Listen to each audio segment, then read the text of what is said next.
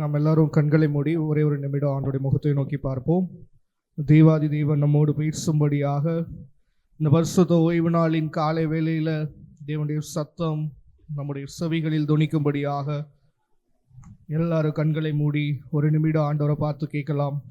எங்க கூட பேசுங்க ஆண்டவரேன்னு சொல்லி எல்லாரும் இருதயத்திலிருந்து ஆண்டவரை நோக்கி பார்க்கலாமா? உதடுகளினால் மாத்திரம் அல்ல, இருதயத்திலிருந்து அவரை நோக்கி கூப்பிடுவோம். ஆண்டவரே என்னோடு பேசுங்க, என்னை பரிசுத்த ஓய்வு நாள் காலை வேளையில் என் கூட இடைப்படுங்க ஆண்டவரை. என்னிடத்தில் இன்னும் என்ன குறைவுகள் உண்டு, நான் இதிலெல்லாம் உமது பார்வையில் இன்னும் கரெக்டாக இல்லை, அதை குறித்து இன்னும் என்னோடு எங்களோடு பேசுங்கன்னு சொல்லி கேட்போம். ஆண்டவரை பார்த்து பரிசுத்தமுள்ள பிதாவே, இந்த வேலைக்காக நன்றி செலுத்துகிறோம். இந்த வேலையிலே கூட அந்த பரிசுத்த ஓய்வு நாள் காலை வேளையில் உடைய சமூகத்தினுடைய வார்த்தையை தியானிக்கும்படி அமர்ந்திருக்கிறோம். தேவாதி தேவன் உடைய சிந்தைகளை ஒருமுகப்படுத்துங்க. தெய்வ வார்த்தை வரும் பொழுது வீணான எண்ணங்கள் சிந்தைகள் எங்களுக்குள்ள வந்து அந்த வார்த்தையை நாங்கள் அசட்டை பண்ணி விடாதபடிக்கு வேதத்துக்குள்ள எங்களுடைய இருதயத்தை எடுத்துட்டு வரும்படி அச்சுபிக்கிற ஆண்டவரை உடைய கரத்துல இந்த வேலையை ஒப்பு கொடுக்கிறோம். நீங்க பொறுப்படுத்திக் கொள்ளுங்க. மீட்பர் இயேசு மூலம் ஜெபங்கள் நல்ல பிதாவே, ஆமென். எடுத்தவங்க வாசிக்கலாம். யூதாவின் நிருபம் 1ஆம் அதிகாரம் 12வது வசனம், 21வது வசனம்.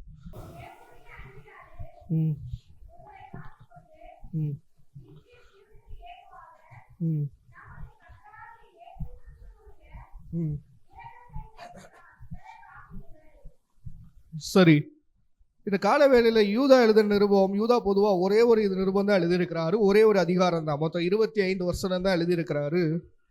அதுல 21வது வசனத்துல அவர் சொல்ற ஒரு வார்த்தை, முக்கியமான வார்த்தை, தேவனுடைய அன்பிலே உங்களை காத்து கொண்டு நித்திய ஜீவனுக்கு ஏதுவான நம்முடைய கர்த்தராகிய இயேசு கிறிஸ்துவின் இரக்கத்தை பெற காத்திருங்கள்.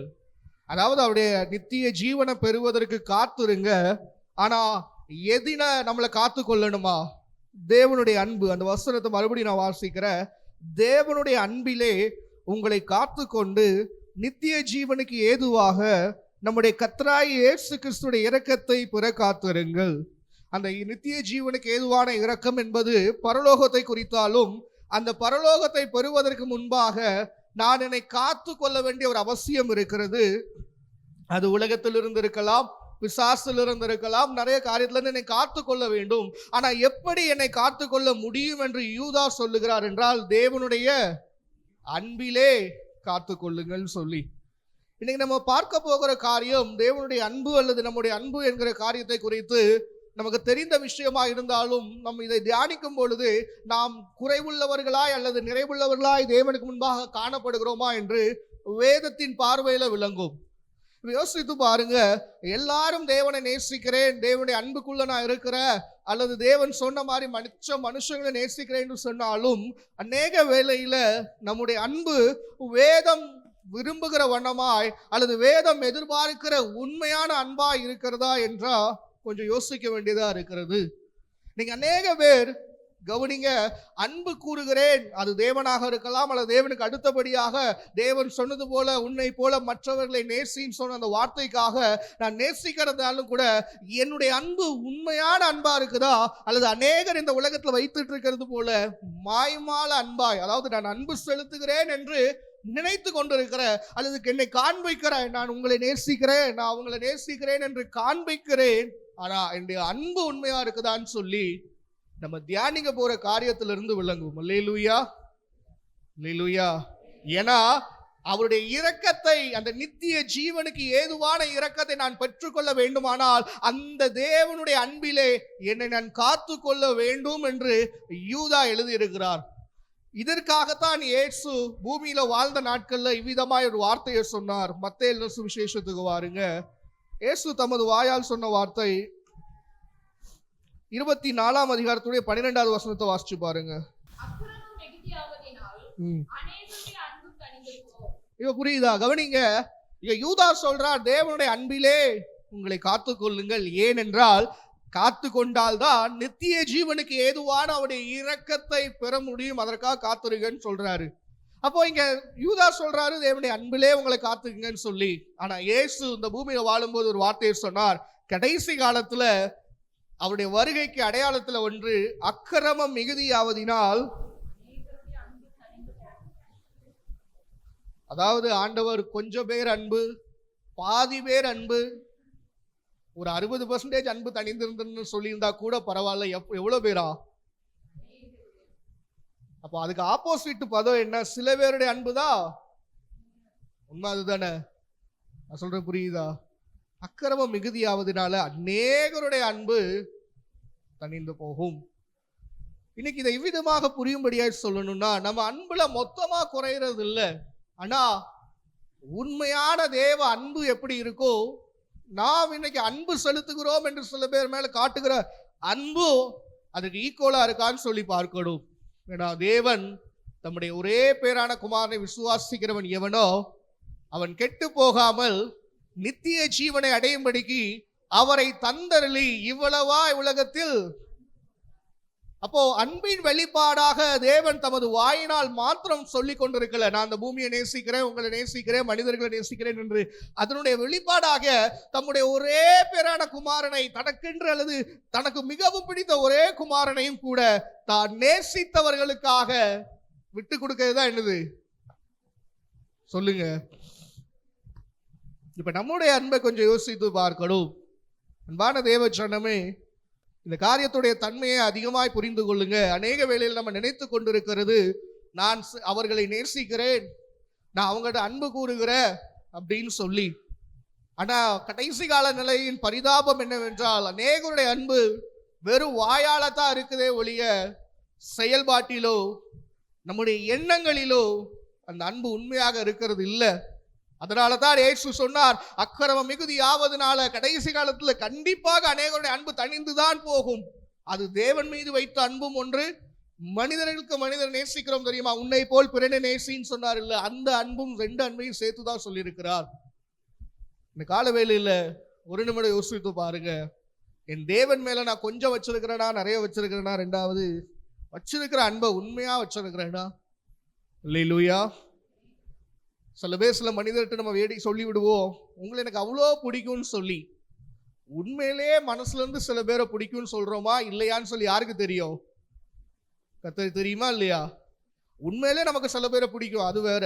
ஆனா சில பேரை சொல்லணும்னு கட்டாயத்துக்கு என்ன பண்ணுவோம், நீங்களா எனக்கு ரொம்ப முக்கியமானவங்க அப்படிம்போம். ஆனா போன பின்னாடி அல்லேலூயா. இன்னைக்கு மனிதர்கள் அப்படித்தான் இருக்கிறாங்க, வெறும் வாயால தங்களுடைய அன்பை வெளிப்படுத்துறாங்க. நான் உங்களை நேசிக்கிறேன்னு பல தடவை சொல்லுவாங்க. அடா உண்மையான அன்பு யார் என்றால் நம்முடைய பிதாவுக்கு வெளிப்படுத்தின அன்புதான். அவங்க இந்த பூமியை நான் நேசிக்கிறேன், அந்த அன்புக்காக என்னுடைய ஒரே பேரான குமாரனா இருந்தாலும் பரவாயில்ல, அந்த அன்புக்காக கொடுப்பேன்னு கொடுத்தார் இல்ல, இதுதாங்க அன்பு. அல்லேலூயா. இன்னைக்கு நம்முடைய அன்பை ஒரு நிமிடம் யோசித்து பாருங்க. தேவன் தமது வாயால மட்டும் நான் நேசிக்கிறேன்னு சொல்லிக்கொண்டே இருக்கவில்லை, செயல்பாட்டில் வைத்தார். இன்னைக்கு அநேக மனுஷங்க எப்படி இருக்கிறாங்க தெரியுமா, அவங்களுக்கு பிறந்த நாளா ஒரு ஸ்டேட்டஸை போட்டு விட்டுருவோம் வாட்ஸ்அப்ல, என் அன்பை என்ன பண்ணிட்ட அப்படிதானே, ஒரு கேக் வெட்டிட்ட என் அன்பை, அவங்க போட்டோவை என் டிபில வச்சுட்டேன் ஹாப்பி பர்த்டேன்னு சொல்லி, குரூப்ல மெசேஜ் போட்டு விட்ட, இல்ல இன்ஸ்டாகிராம்ல ஸ்டோரி வச்சுட்டேன், ஏதோ ஒண்ணு வச்ச உடனே என் கடமை என்ன பண்ணிருச்சு. அல்லேலூயா. அநேக வேளையில நம்ம என்ன நினைக்கிறோம்னா, வாட்ஸ்அப்ல ஸ்டேட்டஸ் வச்சுட்டாங்க, பரவாயில்ல எம்மல அவ்வளோ அன்பு வச்சிருக்கிறாங்களே, இவனை பாரு ஃப்ரெண்டா இருந்து கூட ஒரு ஸ்டேட்டஸ் கூட எனக்காக போடல. மனுஷங்க இன்னைக்கு இப்படிதான் யோசிச்சுட்டு இருக்காங்க. வாட்ஸ்அப்ல ஸ்டேட்டஸ் போட்ட உடனே அன்புன்னு நினைச்சோம், ஸ்டேட்டஸ் போடாம அல்லது பர்த்டேக்கு விஷ் பண்ண மறந்த உடனே இவங்கெல்லாம் என்ன ஃப்ரெண்டு. இன்னைக்கு மனுஷங்களுடைய எண்ணங்கள் அப்படி மாறிக்கொண்டிருக்கிறது. ஆனா ஸ்டேட்டஸ் போடுறது தான் அன்பா? ஸ்டேட்டஸ் போட எவ்வளவு நேரங்க ஆகும்? அதிகபட்சம் ஒரு 5 நிமிடம். அதை டைப் பண்ணி போட்டோ எங்க டவுன்லோட் பண்ணி ஏதோ ஒரு 5 நிமிடம் ஆகுமா? ஆனா உண்மையான அன்புக்கு 5 நிமிடம் இல்லை. அல்லேலூயா. இன்னைக்கு நாம யோசிக்கணும். ஏன்னா கிறிஸ்தவ ஜனத்துக்குள்ள தேவன் மீது வைத்திருக்கிற அன்பிலும், தேவன் சொன்னபடி மனுஷருக்கு மனுஷர் நேசிக்கிற அன்பிலும் அநேகர் மாய்மாலமாய் இருந்து கொண்டோ தாங்கள் நேசிக்கிறதாக நினைத்து கொண்டிருக்கிறாங்க. உண்மையான தேவ அன்பினால் தான் நம்மளை காத்து கொள்ள முடியும். அப்படி காத்து கொண்டால் தான் யூதா சொன்னது போல நித்திய ஜீவனுக்கு ஏதுவான அந்த இரக்கத்தை பெற முடியும். இன்னைக்கு ஒரே ஒரு அந்த வசனம், அந்த மத்தேயு 24:12 பார்க்கும் போதுலாம் எனக்கு ஒரு பயம் வரும். ஏன்னா அநேகருடைய அன்பு தணிந்து போகும்னு சொன்னாரு. அந்த அநேகர்ல நானும் என்ன பண்ணிடக்கூடாது? நல்லா யோசிச்சு பாருங்க, 100 பேர் இருக்க இடத்துல 20 பேர் தன்னிச்சு போகும்னு சொன்னா நமக்கு நிறைய வாய்ப்பு இருக்கு. 80 பேர் இருக்கிறாங்க, 80ல நம்ம தப்பிச்சுக்கலாம்னு சொல்லி. 100 பேர் இருக்க இடத்துல 70 பேர் 50னா மீதி எத்தனை பேர் தான் இருக்காங்க? 30 தானே. இந்த 30ல நம்ம பேர் மாட்டிடுமோங்கிற ஒரு பயம் எல்லாருக்கும். அந்த 100 பேருக்குமே என்ன பண்ணும்? அந்த 70 பேர்ல நம்ம பேர் வந்துருமோ? ஏன்னா கம்மியான பேர் இருக்கும்போது நமக்கு வாய்ப்புகள் அதிகம். இங்க ஏசு தான் சொன்னார், அநேகருடைய அன்பு தணிந்து போகும் போது எனக்கு பயமே அங்கதான் வரும். ஒருவேளை நம்மளும் அந்த அநேகருடைய கூட்டத்தில் என்ன பண்ணிடக்கூடாது. ஏன்னா இந்த உலகத்தை ஒரு காரியத்தை மறந்துடாதுங்க. நானும் அப்படி போக மாட்டேன், எனக்கெல்லாம் அப்படி இல்லைன்னா அதற்கு நேராகத்தான் அந்த பிசாசு இந்த உலகத்தை எப்படி நடத்துகிறான்னா, இயேசு சொன்னது போல தற்பிரியராயும் தன்னை சந்தோஷப்படுத்துகிறவர்களாயும் மற்றவர்களை மதிக்காதவர்களாயும் இணங்காதவர்களாயும் மனுஷர்கள் இருப்பார்கள். இதெல்லாம் எங்க எடுத்துட்டு போகும்னா, மனுஷரையும் நான் நேசிக்க மாட்டேன், என்னை உண்டாக்கிய தெய்வத்தையும் நேசிக்க மாட்டேன், நான் என்னை மட்டுமே நேசிப்பேன். அல்லேலூயா. நான் சொல்ற காரியம் புரியுதாங்க? இன்னைக்கு என்னுடைய அன்பு தேவன் பேர்ல உண்மையா இருக்கா? தேவன் உண்டாக்கிய இந்த மனிதர்கள் அவர் சொன்ன 2வது கட்டளை, உன்னை நேசிப்பது போல என்னை நேசி.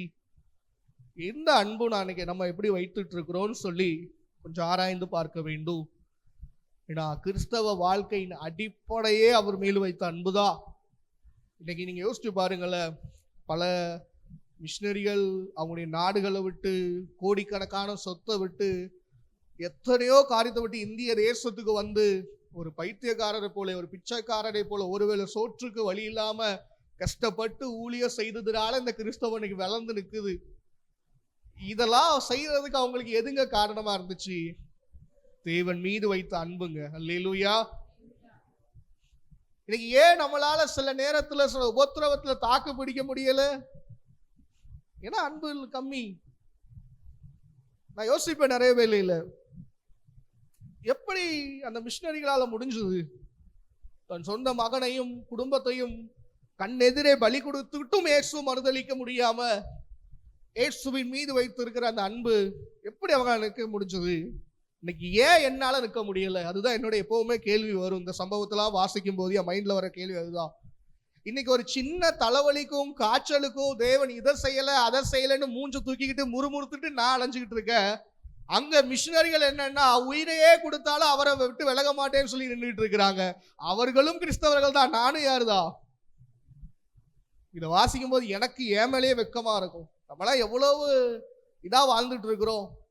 அவங்க போக வேண்டிய பரலோகத்துக்கு நானும் போவேன் நம்பிக்கிட்டு இருக்கிறேனேன்னு ஒரு பயம் வரும். ஏன்னா யோசித்து பாருங்க, அந்த மிஷினரியுடைய வாழ்க்கையை பார்க்கும்போது சில பேர்லாம் கோடிக்கணக்கான சொத்து உடையவர்கள், பணக்காரர்கள். அவர்களுக்கு அந்த பைத்தியமா அதெல்லாம் துறந்து விட்டு இங்க வரணும்னு சொல்லி.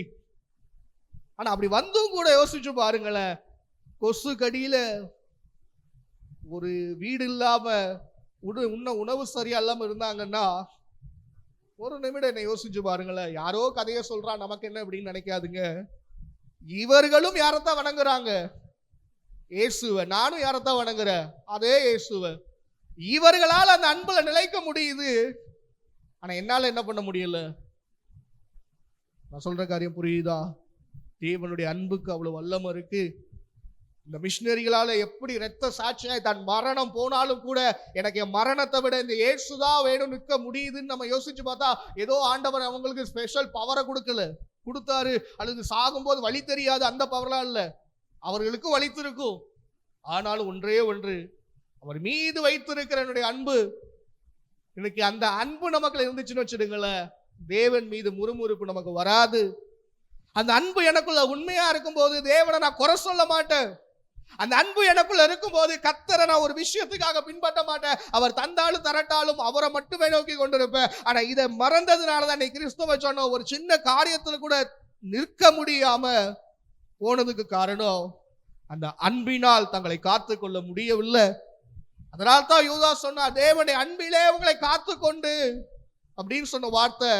அந்த அன்பு நமக்குள்ள இருந்தால் மட்டும்தான், அந்த அன்பு உண்மையாய் தேவன் மேலும் இருந்தால் மட்டும்தான் எந்த உபத்திரவம் வந்தாலும், எந்த உபத்திரவமே என் மரணத்துக்கு மேல ஒரு உபத்திரம் எனக்கு வரப்போறது இல்லை. ஏன்னா இதெல்லாம் மிஷினரிகள் பார்த்துட்டாங்க. அந்த உபத்திரவத்திலையும் கூட அவருக்காக நிற்க முடியும். எப்படி என்றால் அவர் மீது நான் அன்பு வைத்திருந்தால். அல்லேலூயா. நான் ஒரே ஒரு கேள்வி கேட்கிறேன், இங்க இருக்கிறவங்க சொல்ல முடியுமா, தேவன் மீது எனக்கு எந்த வருத்தமும் இல்லை, அவர் தந்தாலும் சோத்திரம், தரட்டாலும் சோத்திரம் அப்படிங்க மட்டும் ஒரு அல்லேலூயா சொல்லுங்க. அல்லேலூயா. பரவாயில்ல, இவ்வளவு பேர் இருக்கீங்கன்னா உண்மையிலேயே சந்தோஷம். நம்முடைய அன்பை கொஞ்சம் யோசித்து பாருங்க. இது நம்ம நினைக்கல தேவனுடைய அன்பு தானேன்னு சொல்லி பல பேர் தங்களுடைய உயிரை விட்டதுக்கு மூல காரணமே இந்த அன்பு. நிறைய நேரம் யோசிக்கிறது உண்டு, எப்படி அவங்களால முடிஞ்சது. ஒரு சின்ன கையில அடிபட்டா நம்மளால தாங்க முடியல, ஒரு முள்ளு குத்திட்டா நம்மளால வலி தாங்க முடியல, ஒரு வயிறு வலி தாங்க முடியல. இந்த மிஷினரிகளுக்கு மட்டும் எப்படிங்க, இல்ல அந்த மாதிரி ரத்த சாட்சியா மறைச்சவங்களால மட்டும் எப்படிங்க தான் உயிர் போகும்போது கூட அவரை மறுதளிக்க தோணல. அப்ப அன்பின் வல்லமை யோசிச்சு பாருங்களேன். இப்போ இதை புரியுறதுக்காக சொல்றேன் பாருங்க. ஒருத்தர் மீது நமக்கு அன்பு இருக்குன்னு வச்சுடுங்க, அவங்க சொல்ற வார்த்தை உங்களுக்காக என்ன வேணாலும் என்ன பண்ணுவ. பொதுவாக இந்த காதலிக்கிறவர்கள் சொல்லுவாங்க, உனக்காக உயிரை கூட என்ன பண்ணிடுவ. ஒருவேளை சில பேர் கொடுத்துருக்குறாங்க, நீங்க அதை விளையாட்டு, சில பேர் நிறைய பேர் சும்மா சொல்றாங்க உயிரை கொடுன்னா ஓடிடுவாங்க. ஆனா சில பேர் கொடுத்தவர்களும் இருக்கிறாங்க. எப்படி முடிஞ்சது? ஒன்னே ஒண்ணுதான், எனக்கு உயிர் முக்கியம் இல்லை, அவங்க மேல வச்ச அன்பு முக்கியம். இந்த அன்பு மட்டும் இன்னைக்கு எனக்குள்ளேயும் உங்களுக்குள்ளேயும் கிறிஸ்துவின் மீது வந்துச்சுன்னு வச்சிடுங்களேன், எந்த உபத்திரவம் வந்தாலும் பிசாசால ஒண்ணுமே செய்ய முடியாது. அல்லேலூயா. காரணம், நான் உபத்திரவத்தை பார்த்து சோர்ந்து போக மாட்டேன். என் கூட இருக்கிற அந்த அன்பின் நேசரை பார்த்து, அவருடைய முகத்தை பார்த்து, அவருடைய சத்தத்தை கேட்டு, அவர் பேசுகிற அந்த சவுண்டை, அவர் வசனத்து மூலம் பேசுவார்கள், அதை கேட்டு மகிழும் பொழுது என் முன்னாடி இருக்கிற உபத்திரவங்கள் எனக்கு இல்லாமையே போய்விடும். எப்போது என்றால் அவர் மீது எனக்கு அன்பு இருந்தால் மட்டுமே. அல்லேலூயா. ஆண்களுக்கு ஒரு சுபாவம் உண்டு, ஒண்ணு மூஞ்ச தூக்கிட்டாங்கன்னா அதோட போயிடுவோம், அதுக்கப்புறம் ஒட்டும் கிடையாது, உறவும் கிடையாது. ஆண்கள் பொதுவாக பெண்களை மாதிரி ஒட்டி உலாவலாம் மாட்டோம். சகோதரா இருந்தா கூட, ஜாஸ்பர்ட்ட நான் சொல்றேன்னு சொல்லுவேன், சகோதரா இருந்தா கூட ரொம்ப பேசிக்க மாட்டோம். ஆனா அன்பு எப்படி இருக்கும்? நல்லா இருக்கும். பெண்கள் நல்லா ஒட்டி உறவுவீங்க. ஆனா ஆண்கள் எப்படி நம்ம மூஞ்ச தூக்கிட்டா தூக்கிடுவோம், அதுக்கப்புறம் அவ்வளவு சீக்கிரத்துல அதை விட்டு வர மாட்டோம். இந்த பகை நமக்குள்ள இருந்ததுன்னா விரோதத்தை கொண்டு வரும். பகையோடு இருக்கிற எவரும் பரலோகம் போக முடியாது. ஒருவேளை நீங்க சொல்லலாம், அவங்க அப்படி பண்றாங்க, இப்படி செஞ்சாங்க, உங்களுக்கு தெரியுமா அவங்க என்ன செஞ்சாங்கன்னு சொல்லி நீ அந்த இடத்துல இருந்தீங்கன்னா உனக்கு தெரியும். வெளியே இருந்து பேசுறது ஈஸி. அல்லேலூயா. நிறைய பேருடைய என்ன அதுதான், அவங்க சொல்லுவாங்க யார் சிச்சுவேஷன்ல இருந்து அவங்க பார்க்கட்டும், அப்ப தெரியும். நானா இருக்க போய் பொறுமையா இருக்கேன், வேற யாராவது இருந்தா கொந்தளிச்சிருப்பாங்க. இப்படி சொல்ற எல்லாத்தையும் ஒரே ஒரு கேள்விதான், நான் என் தேவனுக்கு விரோதமாய் செய்த பாவத்தை விடவா அவங்க எனக்கு அதிகமா செஞ்சுட்டாங்க? நான் சொல்ற கேள்வி புரியுதா? என் தேவனை நான் ஒவ்வொரு நாளும் பார்வையில, வார்த்தையில, சிந்தையில, நான் செய்யற செயல்ல கஷ்டப்படுத்துற, அதை விடவா அந்த மனுஷங்க என்ன கஷ்டப்படுத்துற போறாங்க? இன்னைக்கு நேசிக்கணுங்க. ஒருவேளை இங்க இருக்கிறவங்க எல்லாருக்கும் சொல்றேன், ஒருவேளை யார் மேலேயாவது பூமியில உங்களுக்கு பகை இருக்கு, இல்ல கசப்பு இருக்கு, இல்ல செத்தாலும் மூஞ்சில என்ன பண்ண மாட்ட, முழிக்க மாட்ட, இல்ல அவங்க அப்படி வந்தாங்கன்னா நான் இப்படி திருப்பிட்டு போயிடுவேன், சர்ச்சில் வந்து உட்கார்ந்தாங்கன்னா எட்டி கூட பார்க்க மாட்டேன், இப்படி யாராவது ஒருவேளை இருந்தீங்கன்னா தயவு செய்து தேவனுடைய சத்தம் உங்களுக்கு தான் துணிக்குது, இன்றைக்கே ஒப்புரவாகி விடுங்க. ஒருவேளை நீங்க கேட்கலாம், நான் பேசுவேன், அவங்க பேச மாட்டாங்களே, இருந்துட்டு போறாங்க, அது அவங்க தேவனுக்கு கணக்கு கொடுத்துட்டு போறாங்க. ஆனா நான் என்ன பண்ணக்கூடாது? அல்லேலூயா. எனக்கு யார் மேலேயும் கசப்பு இருக்க கூடாது. ஒருவேளை நான் பேசினேங்க, நான் பேச முயற்சி பண்ணாலும் அவங்க பேச மாட்டேங்காங்கன்னா அது ஆண்டவருக்குள்ள இருக்கு, அவங்க ஆண்டவரை கணக்கு கேட்பாரு, அவங்க கொடுத்துருவாங்க. ஆனா நான் யார் மேலே என்ன பண்ணக்கூடாது? பேசாம இருக்கக்கூடாது, பகையை வச்சிட்டு இருக்க கூடாது, கசப்பை இருதயத்துக்குள்ள வச்சிட்டு இருக்க கூடாது. அவங்க செஞ்சுட்டாங்க, ஒரு நாள் எனக்கு டைம் வரும் அப்ப தெரியும் அப்படின்னு யார் மேலே என்ன பண்ணக்கூடாது? வச்சிட்டு இருக்க கூடாது. வேதத்துல ஒரு நபர் இருந்தார், கவனிங்க, அவர் பேர் யோவாப். தாவீதோடு இருந்த மனுஷர். சரியா? இந்த காரியத்தை வாசிச்சா நேராகும், அதனால நான் ஷார்ட்டா சொல்றேன். தாவீதோடு இருந்த மனுஷர். அப்ப தாவீது வந்து ஓடி போவார். உங்களுக்கு எல்லாம் அந்த ஸ்டோரி தெரியும். அந்த டைம்ல தாவீதோடு இருக்கிற மனுஷர், தாவீதோடு இருந்த மனுஷர்கள் பலசாலிகள். அது எப்படின்னு நான் பின்னாடி சொல்றேன் பாருங்க. இப்போ இன்னொரு மனிதர் இருக்கிறார். சவுல் மரித்த பின்பு தாவீது கையில ராஜபாரம் வர வரைக்கும் அப்னேர் என்கிற ஒருத்தர் பார்த்துக்கிட்டு இருக்கிறாரு. இந்த அப்னேர் இஸ்ரவேல் ஜனங்கள் தான் சவுலோட ஆள், அப்படி வச்சுக்கோங்க. தாவீது தனியா இருக்கிறாரு. தாவீது மலைகள்ல காடுகள்ல ஒளிஞ்சிட்டு இருக்கிறாரு. இப்போ ஒரு நாள் இந்த அப்னேர் ஒரு குரூப்பை கூட்டிட்டு ஒரு இடத்துக்கு வருவாரு. தாவீதின் கூட இருக்கிற அந்த யோவாபும் என்ன பண்ணுவாரு, ஒரு கூட்டத்தை கூட்டிட்டு ஒரு இடத்துக்கு போவார். 2 பேரும் ஒரு இடத்துல சந்திப்பாங்க, ஒரு ஆற்றங்கரையில. கவனிங்க. இப்போ அந்த யோவாபு அந்த அப்னேரை பார்த்து சொல்லுவாரு, அப்னேர் யோவாபை பார்த்து சொல்லுவாரு, நம்ம 2 பேரும் தான் இருக்கோம்ல, நமக்குள்ள இருக்கிற வாலிபர்கள் எழுந்து சிலம்பம் பண்ணட்டும், 2 பேரும் சண்டை போடட்டு, யார் பலசாலின்னு பார்த்துருவோம் அப்படின்னு சொல்லி. இதை கேட்டது அப்னேர். யோவாப் என்ன சொல்லுவாரு, ஏன்னா யோவாபுக்கு நல்லாவே தெரியும் அந்த ஜனங்களை விட நம்ம பலசாலிங்கன்னா சரின்றுவாரு. இங்க ஒரு 12 பேர், அங்க ஒரு 12 பேர் சண்டை போடுவாங்க. முதல்ல விளையாட்டுக்கு தான் சண்டை போடுவாங்க. எதுக்குன்னா இப்போ உதாரணமா சொன்னா போர் அடிக்குது, 2 பேரை மோத விட்டு பார்ப்போம்னு சொல்லி சண்டையை ஆரம்பிப்பாங்க. அந்த சண்டை பெரிய சண்டையா மாறிடும். 12 பேருக்கும் நடந்த சண்டை 2 குரூப்புக்குமான சண்டை ஆகி 2 குரூப்பும் அடிக்க ஆரம்பிச்சிருவாங்க. அப்னேர் என்ன பண்ணுவாரு, ஓட ஆரம்பிச்சிருவாங்க. அப்னேர் கூட இருந்த ஜனங்களை, யோவாப் கூட இருந்த ஜனங்கள் முறியடிக்க ஆரம்பிச்சிட்டோன்னு அப்னேர் தன் உயிரை காப்பாத்திக்க ஓடுவாரு. அவரை ஃபாலோ பண்ணி யோவாபுடைய தம்பி ஆகிய ஆசகேல் என்கிறவன் ஃபாலோ பண்ணிட்டே போவான். இதெல்லாம் வேதத்துல இருக்கிற கதை, வாசிச்சீங்கன்னா ரொம்ப இன்ட்ரெஸ்டிங்கா இருக்கும். 2 சாமுவேல்ல இருக்கு. சோ அப்படியே ஃபாலோ பண்ணிட்டு போவாரு. ஃபாலோ பண்ணி போய் கிட்ட நெருக்கிறார். ஏன்னா ஆசைகளை குறித்து வேதம் சொல்ற, அவன் கலைமான போல வேகமா ஓடுவான். ஆசைகளுடைய வேகம் அவ்வளவு வேகமா இருந்துச்சா. சோ அவன் நெருக்கி அப்னேரை பிடிச்சிருவான். அப்ப அப்னேர் சொல்லுவான், எப்பா உன் அண்ணன் யோவாப் மூஞ்சில நான் முழிக்க முடியாது, தயவு செய்து போயிரு, என் கிட்ட வராத, கொலை செய்து விடுவேன்னு மிரட்டுவா அப்னேர் ஆசைகளை பார்த்து. ஏன்னா நான் உன்னை கொன்னுட்டேன்னா உங்க அண்ணன் யோவாப் மூஞ்சில முழிக்க முடியாது என்னால. ஆனா ஆசைகள் கேட்கவே மாட்டான், விடவே மாட்டேன்னு திரும்பி போயிட்டே இருப்பா.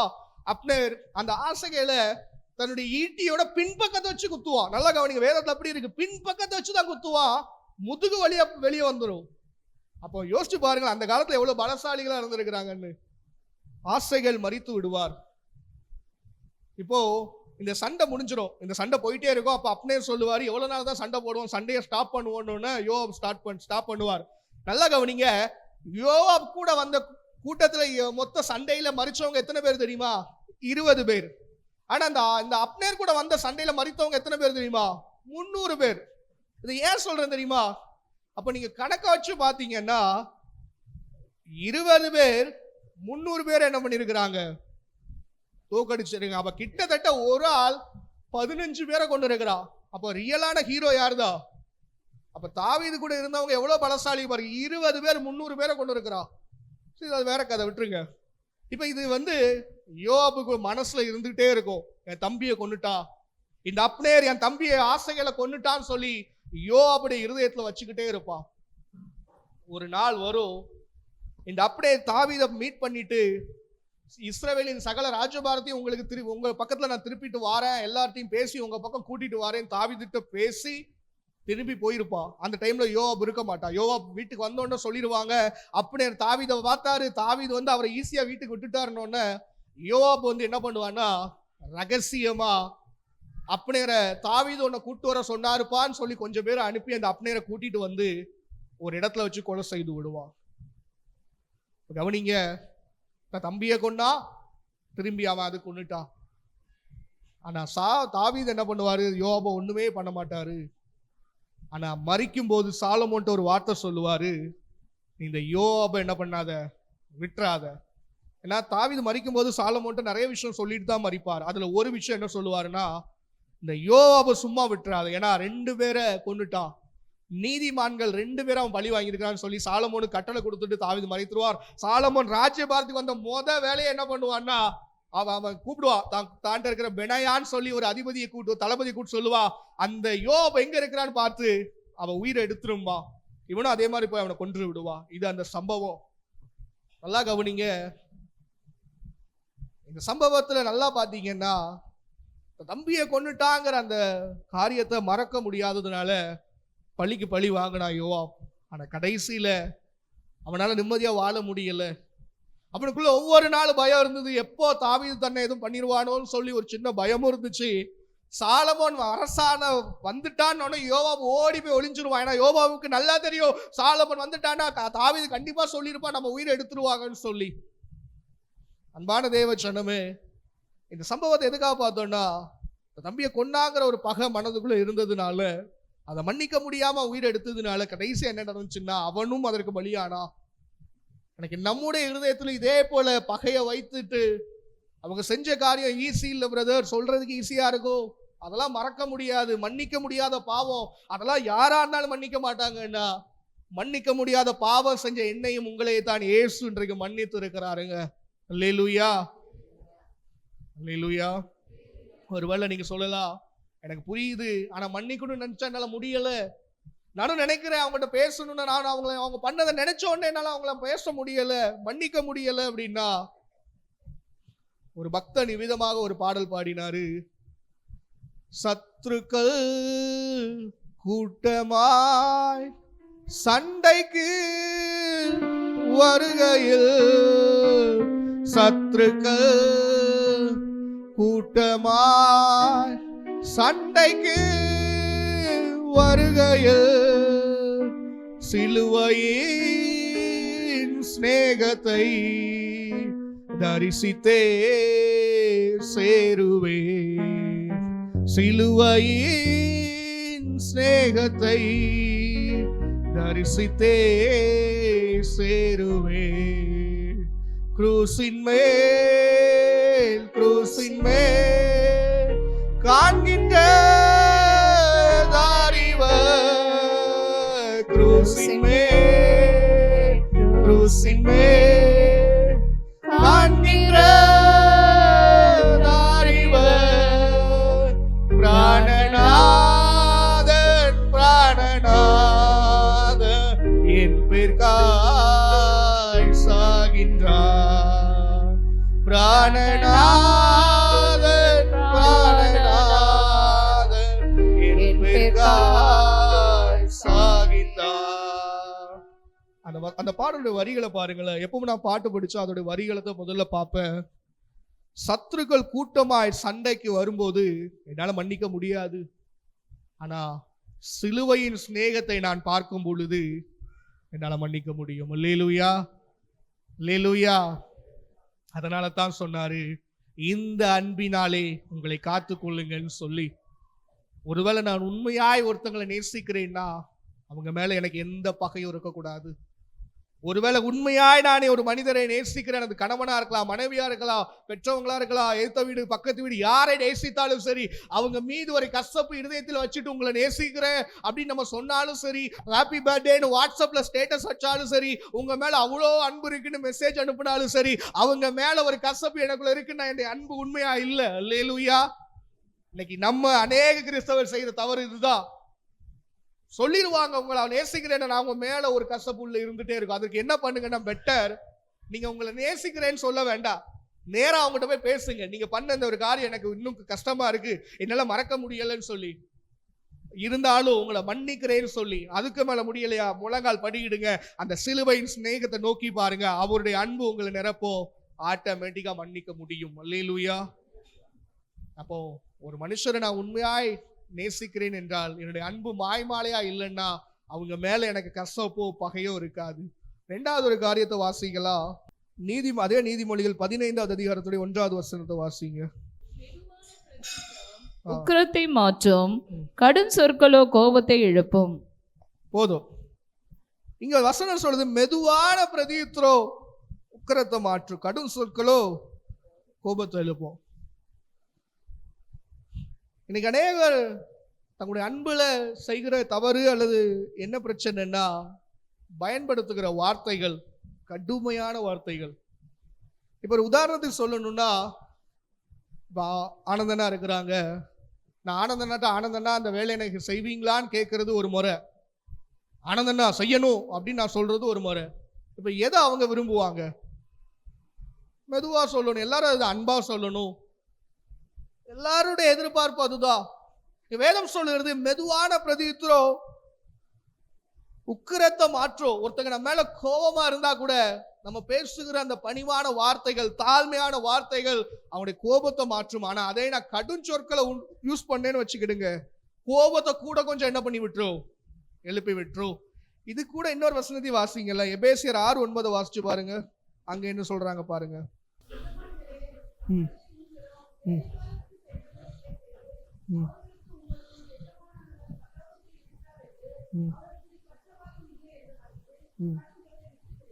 இங்க சொல்றாரு பாருங்க, எஜமான்களை வேலைக்காரரை எப்படி நடத்தணும்னு சொல்லிட்டு சொல்றாரு.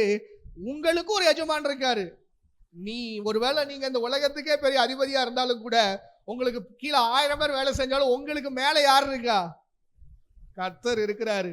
அப்போ உங்களுக்கு ஒரு எஜமான் இருக்கிறாருனால கடும் சொற்கள் என்ன பண்ணாதுங்க, தவிர்த்து விடுங்கன்னு சொல்றாரு பாருங்க.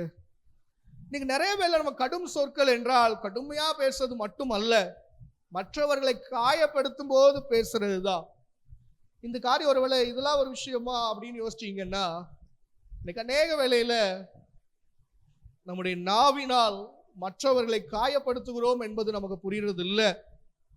எனக்கு அநேக கணவன் மனைவிகளுக்குள்ள பிரச்சனையும் அநேக குடும்ப உறவுகளுக்குள்ள பிரச்சனை என்னன்னா வாயின் வார்த்தைகள் தான். அல்லேலூயா. நான் சொல்ற காரியம் புரியுதா? நல்லா இருப்பாங்க, ஒரு 2-3 வார்த்தை உள்ள வந்துச்சுன்னா இவ்வளவு நாள் இருந்த மொத்த அன்பு எங்க போயிடும்? தூர போயிடும். அநேக நேரத்தில் இங்க வாலிபர்கள் பிள்ளைகள் இருக்கிறீங்க, நம்ம சில வேளை பயன்படுத்துறோம். பெற்றோரை பார்த்து உனக்கு என்ன தெரியும், தெரியாம தான் இத்தனை வருஷம் வளர்த்தாங்களோ. அல்லேலூயா. ஏன்னா நீங்க நிறைய சின்ன பிள்ளைகளும் வாலிபர்கள் பிள்ளைகள் பயன்படுத்துறது, அதாவது ஒரு வயது வர வரைக்கும் அவங்க மைண்ட்ல அம்மா அப்பா தான் எல்லாமேன்னு தோணும். தனக்குன்னு சில காரியம் தெரிஞ்ச ஆரம்பிச்சு நண்பர்கள் வந்து மற்றவங்க வந்த உடனே அம்மா அப்பாவுக்கு எதுவுமே அப்படி என்ன வந்துருது. சில வீடுகளில் பயன்படுத்தி பார்த்துருக்கிற, உனக்கு தெரியாது நீ வாய மூடு, தெரியாதுன்னு அவங்க உன்னை சின்ன வயசுல விட்டுருந்தானே இன்னைக்கு இப்படி பேசிருப்பியா அப்படின்னு தான் கேட்க தோணும். அல்லேலூயா. வாலிப பிள்ளைங்க சிறு பிள்ளைகள் இருந்தீங்கன்னா தயவு செய்து பெற்றோர்களுக்கு அந்த வார்த்தையை பயன்படுத்தாதுங்க. நீங்க ஈஸியா சொல்லிட்டு போயிருவீங்க உனக்கு என்ன தெரியும்.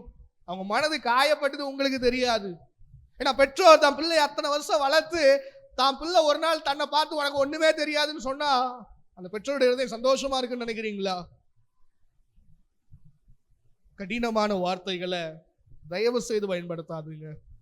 அதே போல எஜமானருக்கு வேதம் சொல்லுகிறது, உங்க வேலைக்காரரை பார்த்து நீங்களா ஒரு ஆளா ஒன்ன போய் வேலைக்கு வச்சிருக்கேன் பாரு, வேற யாரையா வச்சிருப்பேன், இப்படி பயன்படுத்தாதுருங்க. இதை நான் சொல்ல உள்ள வேதம் சொல்லுங்க. அதனால எடுத்து வாசிக்க சொன்னேன். நானா சொல்லிட்டு போனா உங்களுக்கு இவனா சொல்றான் அப்படின்னு நினைச்சிடக்கூடாது. இல்ல, வேதத்துலதான் இருக்கு. நம்ம பயன்படுத்துற வார்த்தைகள் தான் அநேக வேளை நம்முடைய வாழ்க்கையில பிரச்சனையும் கொண்டு வருது, ஆசீர்வாதத்தையும் கொண்டு வருது. எல்லாத்துக்கும் காரணம் எங்க என்னது? நம்முடைய நாவு. வேதம் சொல்லுகிறது நாவும் நெருப்பு தான். அந்த நெருப்பை வச்சு சமைக்க முடியும், அந்த நெருப்பை வச்சு ஒரு ஊரையே கொளுத்தி விட்டுற முடியும். இப்ப என் நாவை வச்சு நான் என்ன பண்ணிட்டு இருக்கேன்? நம்மளதான் கேட்கிற, என் நாவை வச்சு பயனுள்ள காரியத்தை செய்யறேன்னா கொளுத்தி விட்டுட்டு வரேனா? நான் சொல்ற காரியம் புரியுதா? கொளுத்தி விடுறதுன்னா என்னன்னு நமக்கு சொல்லணும்னு அவசியம் இல்லை. மற்றவர்களை பற்றி மற்றவர்களுக்கு இழிவாய் பேசுவது பேர் தான் நம்ம பாஷையில கொளுத்தி விடுவது. கரெக்டா தானே சொல்லியிருக்கிறாரு இல்ல நம்ம யாக்கோபு? நாவு நெருப்பு தான். ஏன்னா கொளுத்திடுது, என்ன கொளுத்திட்டு இல்ல, சும்மா இருப்பாங்க. நல்லா போயிட்டு இருக்கிற ஒரு நம்ம போய் இடையில போயிட்டு ஒரு சின்ன வார்த்தையை போட்டு விட்டுருக்குதுன்னா அவங்கள பாத்தீங்களா? இதெல்லாம் பிராக்டிக்கலா சொல்றேன். நம்ம செய்யற தவறு. ஒரு விஷயத்தை கண்ணால பார்த்திருக்கவே மாட்டோம், யாரோ நம்மகிட்ட சொல்லியிருப்பா, நம்ம ஏதோ அந்த இடத்துல இருந்து கண்ணால பார்த்த மாதிரி, அவனா அன்னைக்கு அப்படி பண்ணிட்டு அவங்களுக்கு தெரியாதா சொல்லிட்டு அந்த 2 நிமிஷத்துல நம்ம போயிடுவோம். ஆனா அந்த மனுஷனை குறித்து நம்ம பேசுற அந்த இழிவான காரியத்தை அவங்க ஒருத்தர் மைண்ட்ல ஃபிக்ஸ் ஆனது தானே. சொல்ற காரியம் புரியுதா? ஒரு மனுஷருக்கு ஒரு மனுஷரை பத்தி தெரியல, நம்மகிட்ட வந்து கேட்கறாங்க அவங்க எப்படி, நம்ம மொத்தத்தையும் போட்டு விட்டுறோம், அவங்க அப்படி அவங்க இப்படின்னா ஒருவேளை நம்ம பார்த்தது அப்படிதான், அந்த மனுஷர் ஒருவேளை உண்மையா எப்படி இருக்கிறாங்கன்னு தேவனுக்கு தான் தெரியும். அது தெரியாம நிறைய வேளை நம்மளா ஒரு அசம்ஷன்ல வந்துடுறோம். இவங்க இப்படிதான், இவங்க விளங்காது, இவங்க கையில கொடுக்காதுங்க, இவங்க செய்ய மாட்டாங்க, இவங்க லாக்கி இல்ல. லாக்கி இல்லாத என்னதானே உங்களே என்னையான்னு தெரிஞ்செடுத்தாரு இல்ல. அவர் நம்மள லாக்கி இல்லைன்னு நினைச்சிருந்தா எதுக்கு தெரிஞ்செடுத்திருக்கணும்? வேதம் அதை தானே சொல்லுகிறது. ஞானிகளை வெக்கப்படுத்த தானே பைத்தியத்தை தெரிஞ்சுக்கிட்டாருல்ல. அவர் நினைச்சா ஞானியை தெரிஞ்சுக்க முடியாதா? அப்ப நம்ம மட்டும் ஒரு மனுஷன் ஈஸியா, அவன் அறிவு கட்டவன், நமக்கு ரொம்ப அறிவு இல்லை. அல்லேலூயா. என்னையும் சேர்த்தான் சொல்றவன நீ ரொம்ப யோக்கியமான யோசிச்சிடாதீங்க. என்னிடத்திலையும் குறைவுகள் உண்டு, ஆனா முடிஞ்சவரை காத்துக்கொள்ள முயற்சி செய்கிற. கடும் சொற்களை நான் பயன்படுத்துறா, அது மற்றொரு இருதயத்தை காயப்படுத்தும் பொழுது தேவன் அதை குறித்து என்கிட்ட கண்டிப்பா கணக்கு கேட்பார். மற்றொரு இருதயத்தை நான் ஒருத்தரை காயப்படுத்தி விட்டு நான் இங்க சோத்திரம் ஆராதிச்ச உடனே ஆண்டவர் அமைதியா இருக்க மாட்டாரு. நான் காயப்படுத்தினதுக்கு மன்னிப்பு கேட்டுதான் ஆகணும். அல்லேலூயா. இந்த வாரம் கூட இப்படி ஒரு சம்பவம் நடந்துச்சு என்னுடைய ஆபீஸ்ல. என்னோட ஆஃபீஸ் மீட்டிங்ல என்னை மாதிரி ஒருத்தர் என்ன என் கூட ஒர்க் பண்ற ஒருத்தவங்களும் நாங்கள் எங்களோட மேனேஜர் எல்லாம் பேசிட்டு இருக்கும்போது அப்போதான் ஒரு ½ hour முன்னாடி மேனேஜர் எல்லாரையும் கூப்பிட்டு திட்டி இருக்கிறாரு. மைண்ட்ல ப்ரெஷரா இருக்குது, ரொம்ப கோபத்தில் எல்லாரும் இருக்கிறாங்க, நானும் தான். ஸோ மறுபடியும் அந்த நபர் என்ன பண்றாங்கன்னா, அந்த நபர் மேனேஜர் பேசிட்டு இருக்கிறோம். அப்போ எனக்கு இந்த வாரம் வெள்ளிக்கிழமை லீவ் என்னோட வீக் ஆஃப். அது ஆமாம், நான் வீக் ஆஃப்னால என் டீம் அன்னைக்கு ஒர்க்கிங்காக இருக்கிறதுனால டீமை யாராவது பார்த்துக்கணும்னு சொல்லி என் மேனேஜர் கேட்டுட்டு இருக்கனால அந்த நபர் என்ன சொல்றாங்க, நான் பார்த்துக்கிறேன் அப்படிங்கிறாங்க. நான் இருந்த கோபத்தில் எனக்கு அவங்கள்ட்ட கொடுக்க விருப்பமே இல்லை. அப்போ நான் இல்லை நான் வந்துடுறேன் அப்படிங்கிறேன். உடனே அந்த நபர் என்கிட்ட கேட்குறாங்க, ஏன் என்னால் பார்க்க முடியாதா, எனக்கு செய்ய திறமை இல்லையா, நான் அப்படியான்னு டென்ஷனில் நான் சொல்லிட்டேன், ஆமாம் உன்னால் முடியாதுன்னு கோவத்தில் கத்திட்டு வந்துட்டேன். ஆனால் ஆண்டவர் சும்மா இருக்க விடலை. சொல்லிட்டு வர அந்த செகண்ட்லேருந்து என் நிம்மதியே இல்லை.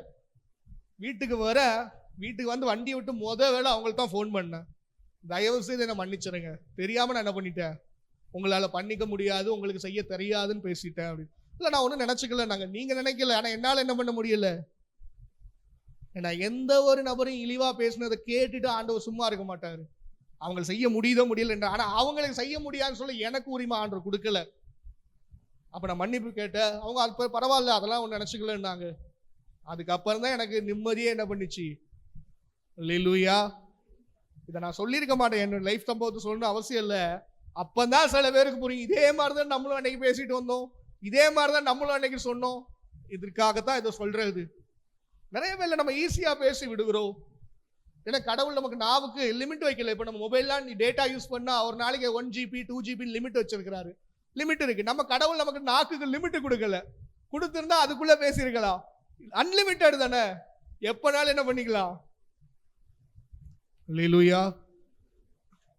ஒருவேளை உங்களுக்கு இது சின்ன காரியமா தெரிஞ்சாலும் கூட வேதம் இதை முக்கியமான ஒரு காரியமாக சொல்லுகிறது. நம்ம பேசுற வார்த்தையில யாராவது காயப்பட்டு இருந்தாங்கன்னா நம்ம மன்னிப்பு கேட்கிற வரைக்கும் ஆண்டவர் விட மாட்டாருங்க. இது உண்மை. அது அல்லது கண்டிப்பா நம்மகிட்ட பேசுவாரு. கண்டிப்பா ஆண்டவருக்குள்ள இருக்கிறவங்களுக்கு அவர் வெளிப்படுத்துவார். இந்த மனுஷன்ட்ட நீ இப்படி பேசியிருக்க கூடாது, இந்த மனுஷனை நீ இப்படி இழிவா சொல்லியிருக்க கூடாதுன்னு சொல்லி. இந்த வேலையில தயவு செய்து சொல்றேன், மற்றவர்களை குறித்து நமக்கு தெரியலைன்னா அமைதியா இருப்போம். தெரிஞ்ச மாதிரியே எல்லாத்தையும் என்ன பண்ண வேண்டாம். நம்மளை பத்தி ஒருத்தங்க இழிவா பேசினா நம்மளால ஒத்துக்க முடியுமாங்க? சொல்லுங்களேன். யார் வேணாலும் என்ன பத்தி என்னவும் பேசுங்க, விட்டுருவீங்களா? எப்படி சொன்ன என்ன பத்தி நீ எப்படி பேசலாம்? அப்ப அவங்களுக்கு அந்த கோபம் வராதா? அல்லேலூயா.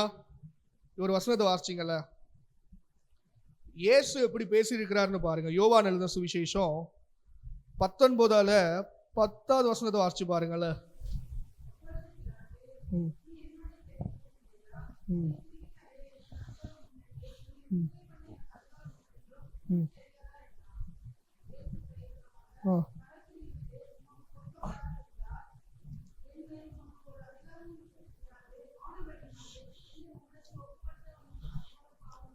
போதும்.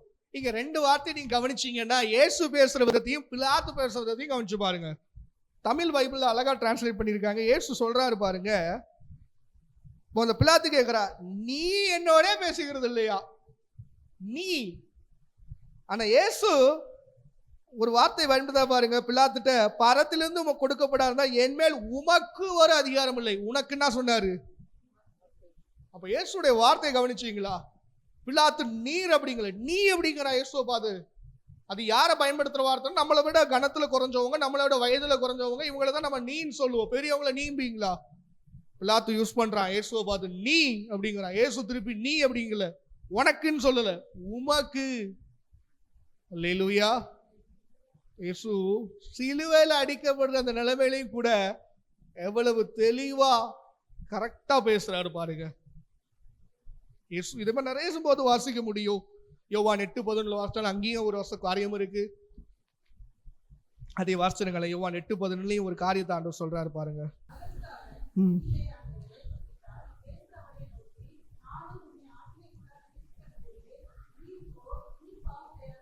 போதும். இது நமக்கு தெரியும். கையும் களவுமா அகப்பட்ட ஸ்திரீயை கொண்டு வந்து நிறுத்தி நீங்க என்ன சொல்றீங்கன்னு கேட்டாங்க. இதோட ஆக்சுவல் நோக்கம் ஸ்திரீ மேல குற்றப்படுத்துறது இல்லை, தேவனை குற்றப்படுத்தணும்னு சொல்லி. அவர் ஒண்ணுமே சொல்ல, கீழே தரையில இருந்துச்சுட்டு உங்கள பாவம் இல்லாத முதல்ல கல்லெறின்ட்டாரு. அங்கேயே அவுட்டு. எல்லாம் போயிட்டானுவ. அப்ப இயேசு சொல்றாரு, இயேசு நினைத்திருந்தால், நல்லா கவனிங்கள், அந்த சம்பவத்தை நிறுத்தி நிதானமா பாருங்க, புரியும். இயேசு நினைத்திருந்தால் என்ன சொல்லியிருக்கலாம்? உனக்கெல்லாம் இது தேவையா? நானா இருந்தா என்ன சொல்லியிருப்பேன்? இதைத்தான் நான் அன்னைக்கே சொன்னேன் வேண்டான்னு, அன்னைக்கே எனக்கு தெரியும் நீ இப்படிதான் வருவேன்னு, உனக்கு ஏன் இந்த வேலை, ஏன் இந்த மாதிரிலாம் பண்ற? இயேசு இது எதுவுமே பயன்படுத்தல. நானும் உன்னை இனி ஆக்குனைகளா தீர்க்க மாட்டேன், நீ போ, ஆனா இனி என்ன பண்ணாத. இயேசு எங்கேயாவது போயிட்டு என்ன பாவம் செஞ்ச, எத்தனை வருஷமா செஞ்ச, எத்தனை டே நான் உன்னை எச்சரிச்சேன், இன்னைக்கு இந்த நிலைமையில வந்து நிக்கிய, ஏன் இப்படி பண்ண, ஏதாவது கேட்டாரா? அதுதாங்க இயேசு. அல்லேலூயா. அப்படி வார்த்தையை பாருங்களேன், நானும் உன்னை தீர்க்க மாட்டேன், நீ போ, இனி பாவம் செய்யாத. இப்படிதான் பேசுறாரே ஒழிய நீ செஞ்சதை குத்தி காட்டியோ, இதுக்குதான் நான் அப்பவே சொன்னேன்னு பெருசா தன்னை பத்தியோ பேசலைங்க. ஏன்னா இயேசுவுக்கு தெரியும், ஏற்கனவே இந்த பெண் மனம் உடைந்து எல்லாராலையும் அவமானத்துல நிற்கிறா. இப்ப நானும் போயிட்டு அந்த பெண்ணிட்ட நீ ஏன் இப்படி பண்ண, கொஞ்சமாச்சும் அறிவு இருக்கா, இப்படிலாம் பேசினா மனம் இன்னும் உடைஞ்சிரும் சொல்லி வேற எதுவுமே கேட்கல. நானும் உன்னை தீர்க்க மாட்டேன், இனி இப்போ பாவம் செய்யாத. அப்ப இயேசுடைய மனநிலையை யோசிச்சு பாருங்களேன். நான் இந்த இடத்துல இருந்தா எப்படி நடந்திருப்பேன், அப்ப இயேசு எப்படி நடந்துகிட்டாரு பாருங்க. ரெண்டாவது, என்னுடைய அன்பு உண்மையா இருக்கும்னா, என்னுடைய அன்புல மற்றவர்களை காயப்படுத்துகிற வார்த்தையோ, இழிவான வார்த்தைகளோ, மற்றவர்களை குறித்து குறை சொல்லுகிற அல்லது எந்த வார்த்தைகளோ இருக்காதுங்க. மூன்றாவது காரியத்தை மட்டும் பார்த்து நாம் ஜெபிக்கலாம். உண்மையான அன்புல இந்த காரியம் இருக்காது. யாக்கோபு 4ஆம் அதிகாரத்துடைய 12வது வசனத்தை வாசிக்கலாம். நியாய பிரமாணத்தை கட்டளையிடுகிறவர் ஒருவரே, அவரை ரட்சிக்கவும் அழிக்கவும் வல்லவர். மற்றவனை குற்றப்படுத்துகிறதற்கு நீ யார்? கவனிங்க, போதுங்க, கவனிங்க. வேதம் எவ்வளவு தெளிவா நம்ம மூஞ்சில அடிச்சாப்புல கேக்குது பாருங்க. மற்றவனை குற்றப்படுத்துறதுக்கு, இந்த கண்ணாடியை பார்த்து ஒவ்வொரு நாளும் நம்மளை சொல்லிக்கணும், மற்றவனை குற்றப்படுத்த நீ யாரு? இப்படிதான் வேதம் கேக்குது. அந்த வசனம் எப்படி சொல்லுது பாருங்க. நியாயப்பிரமாணத்தை கட்டளை இடுகிறது கர்த்தர், அதாவது ஒருவர், அவருக்கு தான் ரட்சிக்கவும் முடியும் அழிக்கவும் முடியும். மற்றவனை குற்றப்படுத்த நீ யாரு? இப்படிதான் அந்த வசனம் கேட்கு. நம்ம படிக்கும் போது அழகா அமைதியா இருக்கு. அந்த வசனத்தை பிராக்டிக்கலா சொன்னா இப்படிதான் வேதம் கேட்குது. நம்மளை பார்த்து வேதம் சொல்லுது, மற்றவனை குற்றப்படுத்துறது நீ யார்? இன்னைக்கு நம்ம நிறைய பேருடைய அன்புல, உண்மையான அன்பு, நான் அவங்களை நேசிக்கிறேன் அப்படின்னு சொன்னாலும் அவங்க பண்ற மிகப்பெரிய தவறு என்னன்னா, குற்றப்படுத்துகிற ஒரு குணம். அல்லேலூயா. நீங்க சரியா இதை புரிஞ்சுக்கணும். அப்ப நான் யாரையுமே சொல்லவே கூடாதுன்னா அப்படி இல்லை. தவறை சுட்டி காட்டுறது என்பது வேறு, குற்றப்படுத்துவது என்பது வேறு. தவறை சுட்டி காட்ட சொல்லி வேதமே நமக்கு சொல்லுது. ஒருவன் பாவம் செஞ்சான்னா அவனை கூப்பிட்டு பேசு, அவன் கேட்கலன்னா 10 மூப்பரை கூட 2-3 மூப்பரை கூட்டிட்டு போய் பேசு, அதுவும் கேட்கலன்னா சபைக்கு தெரியப்படுத்து. இதை வேதமே அனுமதிக்குது. அது நம்ம குற்றப்படுத்துகிறது அல்ல, அது நம்ம அவங்க திருந்தணும், நல்ல நிலைமைக்கு வரணும்னு சொல்லி அவங்ககிட்ட அட்வைஸ் பண்றது. ஆனா குற்றப்படுத்துறது என்பது வேறு. ஒரு வசனத்தை வாசிக்கல, வேதம் இதுக்கு நிறைய காரியத்தை சொல்லி இருக்கு. மத்தேயு 7:1 வாசிச்சு பாருங்க.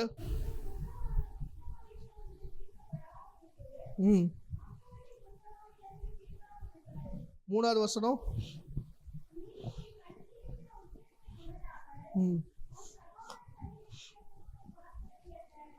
இதெல்லாம் நம்ம அடிக்கடி வாசிச்சாலும் கூட, நம்ம என்னை சொல்றோம்ல, உண்மையாய் நேசிக்கிற, ஆனா அவங்க மேல ஒரு குற்றம் கண்டுபிடிக்கிற என்ன எப்பவுமே இருக்கும். மற்ற மனுஷங்களை எப்ப பார்த்தாலும் குற்றம் கண்டுபிடிச்சுக்கிட்டே இருப்பாங்க.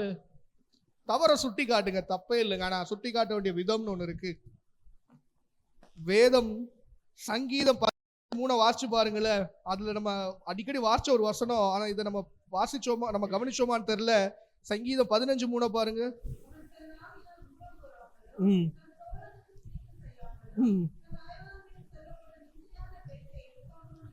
இது யாரா? கர்த்தாவே யார் உம்முடைய கூடாரத்தில் தங்குவான், யார் உம்முடைய பரிசுத்த பரிந்து வாசம் பண்ணுவான். யாருன்னா அதுல ஒரு கேரக்டர் அயலா மேல் பேசப்படும் நிந்தையான பேச்சை என்ன பண்ண மாட்டானா? அதுக்கு அர்த்தம் நான் புரியுற மாதிரி சொல்லிட்டா, நம்ம ஒரு 10 பேர் குரூப் பண்ணு பேசுறோம்னா, அதுல எவனோ ஒருத்தர் தப்பு பண்ணிட்டான் அப்படின்னா அவன் மேல பேசணும் தப்பான காரியத்தை உள்ள எடுத்துட்டு என்ன பண்ண மாட்டான். அல்லேலூயா. நம்ம 2-3 பேர் பேசுறோம், நம்ம 3-4 பேர்ல நம்ம யாரோ ஒரு நபரை குறித்து பேசுறோம்னு வச்சுருங்க, அவங்க அந்த இடத்துல நம்ம குரூப்ல இல்ல. அந்த கர்த்தருடைய பரிசுத்த பர்வதத்தில் ஏறுகிற மனுஷன் என்ன பண்ணுவான்னா, அவன் மேல தப்பே இருந்தா கூட குரூப்ல வச்சு பேசி அவனை என்ன பண்ண மாட்டான், புரியுதா, அவமானப்படுத்த மாட்டான். ஏன்னா வேதம் சொல்லுது தான் அயலான் மேல் பேசப்படும், நிந்தையான பேச்சை எடுக்க மாட்டானா. ஏன்னா பாவம் எடுத்தா அந்த அயலான் கவலைப்படுவான்னு சொல்லி அவன் தான் கர்த்தருடைய பரிசுத்த பர்வதத்தில் ஏறுவார்னு வேதம் சொல்லுகிறதுங்க. ஆனா நமக்கு நிறைய வேலை இது டைம் பாஸ் ஆயிடுது. 2-3 பேர் கூடி பேசினாலே அவங்க அதை பண்ணிட்டாங்க தெரியுமா, இவங்க இதை செஞ்சுட்டாங்க தெரியுமா, இது இப்படி அவங்க விலக மாட்டாங்க, அவங்க செஞ்ச காரியம் இப்படியே பழகிட்டு அதெல்லாம் தவறே இல்லைன்னு நினைக்கிறோம். வேதம் சொல்லுகிறது தேவனுக்கு பயந்தவர்கள் ஒருவரோடு பேசிக்கொள்றது யார் கேட்பா? அப்ப கர்த்தர் நாளைக்கு வந்து நம்மகிட்ட, அம்மா மகனே மகளே அன்னைக்கு இத்தனாம் தேதி இத்தனை மணிக்கு ஒரு காரியம் பேசுனீங்க, எதுக்கு விளக்கம் கொடுன்னு கேட்டா என்ன சொல்லுவோம்? எதுக்காக பேசுனேன்னு கேட்டா என்ன சொல்லுவோம்? ஒன்னே ஒன்று ஆண்டவர் கேட்கிறாரு, இந்த நபரை குறித்து இந்த நாள் நீயும் இவங்களும் இப்படி பேசுனீங்களே என்ன பர்பஸ்மா? என்ன சொல்லுவோம்? அவங்க திருந்தரும் நினைச்சு பேசுனேன் அப்படின்னா அவங்கள வச்சு பேசிருக்கணும். அவங்க அந்த இடத்துல இல்லவே இல்லையே, எதற்காக பேசுனீங்க அப்படின்னு உங்களே என்னையும் பார்த்து கேட்டா என்ன சொல்லுவோன்னு சொல்லுங்களேன். ஒண்ணுமே இல்லை, டைம் பாஸ் ஆண்டவர், நேரம் போல ஏதாவது பேசணுமேன்னு பேசணும், அவ்வளவுதான். அப்ப நேரம் போலன்னு சொல்லி இன்னொருத்தர் என்ன பத்தி அவங்க கூட்டத்துல பேசினா நான் ஒத்துப்பனா? இதெல்லாம் நம்ம அன்பா இருக்கிறேன்னு சொல்றோம், ஆனா அவங்க மேலேயே ஒரு குற்றம் கண்டுபிடிச்சு மத்தவங்க முன்னாடி பேசிட்டு இருக்கோம். ஆனா கேட்டா சொல்லுவோம் அன்பா இருக்கிறவங்க மேல. அப்ப எப்படிங்க அன்பா இருக்கிறவங்களால எப்படிங்க இன்னொருத்தரை குற்றப்படுத்த முடியும்? நான் ஒருத்தங்க மேல அன்பா இருக்கிறேன்னா அவங்கள குற்றப்படுத்தி இன்னொருத்தர் பேசினா கூட அவன் அப்படி இல்லைங்கன்னு தான் சொல்ல முடியுமே தவிர, ஆமா அவன் அப்படிதான் நான் சொல்ல முடியுதுன்னு அன்பு உண்மை இல்ல. எனக்கு அநேக கிறிஸ்தவர் செய்யற தவறு இதுதான். ஏன் அன்பு மாய்மாலமா இருக்குன்னா, அன்பா இருக்கிறேன்னு சொல்றேன் ஆனா குற்றம் கண்டுபிடிக்கிற என்ன எனக்குள்ள இருந்துகிட்டே இருக்கு. மற்றவங்க செஞ்சா அது பாவம், நான் செஞ்சா அது கரெக்டு. மற்றவங்க செஞ்சா அது எப்படி சொல்றது, அது தப்பு தான், ஆனா நான் செஞ்சா என் சந்தர்ப்ப சூழ்நிலை இதெல்லாம் நமக்கு தான் ஒத்து வரும். கடவுள் பார்வையில் அது ஒத்தே வராது.